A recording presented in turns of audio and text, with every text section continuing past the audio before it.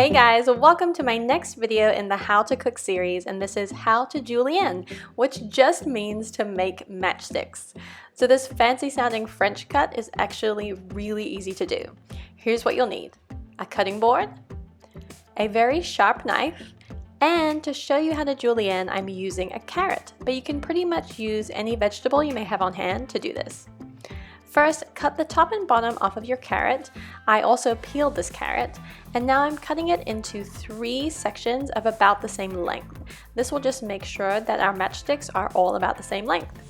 Stand the carrot up on the cut side so that it's nice and stable, and then using your knife, carefully cut slices out of the carrot section.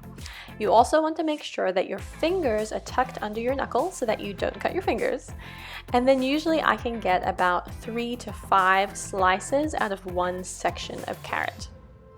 Now take one of these slices, lay it down on your cutting board, and using your knife, cut thin strips or matchsticks to create the julienne cut. Now, here's a tip. Keep the tip of your knife on the cutting board as much as possible and create a rocking motion with your hand to make the cuts.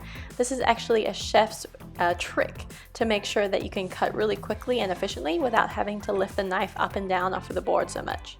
And there you have it, some perfectly julienned carrots. Thanks for watching, guys. Make sure you subscribe and click on the next video to watch more.